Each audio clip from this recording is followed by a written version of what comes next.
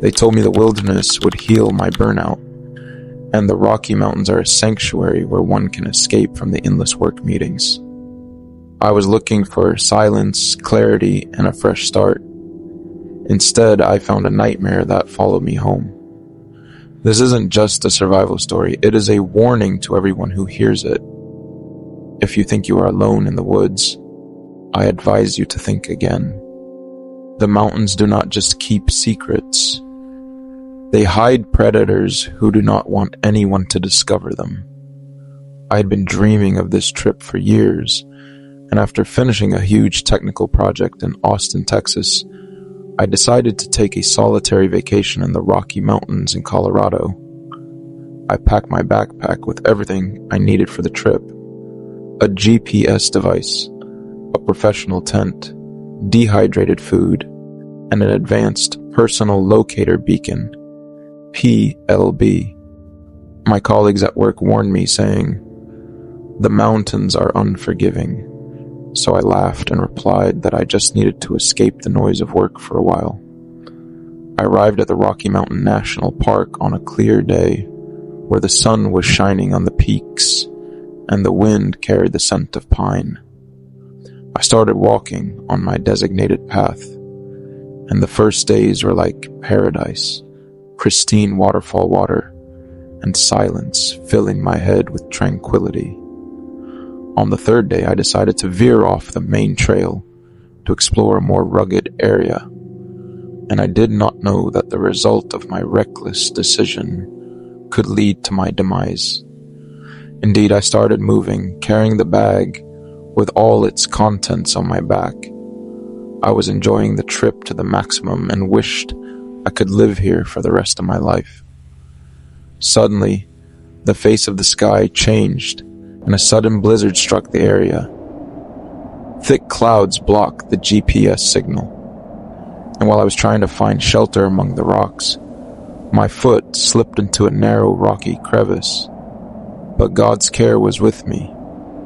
My ankle did not break, but it twisted severely, making walking almost impossible. I had to take shelter in a natural rock cavity to protect myself from the lethal winds.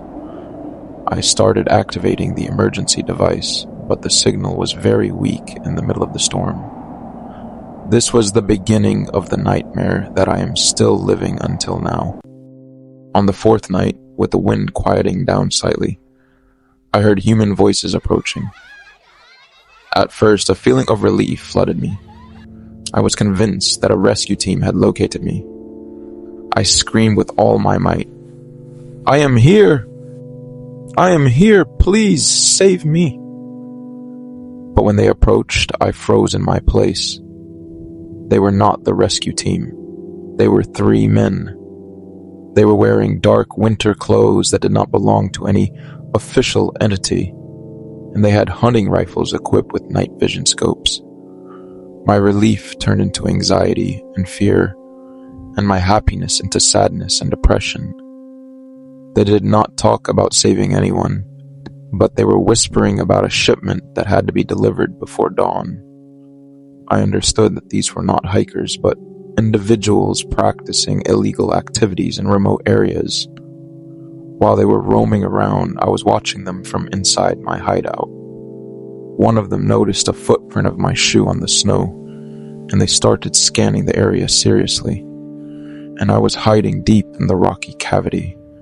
My heart started beating so violently that I feared they would hear it.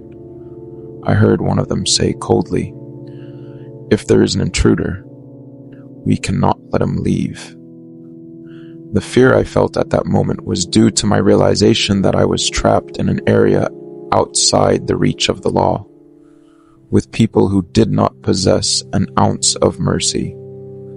I waited until they moved away a little, then I started crawling very slowly and with excruciating pain, taking advantage of every natural cover to move away from their path. At the beginning of the 5th day, I managed to climb to an exposed peak. The signal regained its strength, and I sent an urgent distress call. After hours of sending the distress call, I heard the sound of a helicopter hovering. I thought I had survived, but at that moment, The smugglers also spotted the helicopter and started firing blindly. I was forced to run despite my foot injury, and I fell into a ravine covered with dense trees, which saved me from their fire until the arrival of the rescue helicopter that forced them to flee. I did not feel myself until I was in the hospital. The investigators told me that the area is linked to international smuggling networks, and that they would look into the matter. I spent 2 weeks in the hospital until my treatment was complete, and after the 2 weeks I left the hospital and returned home.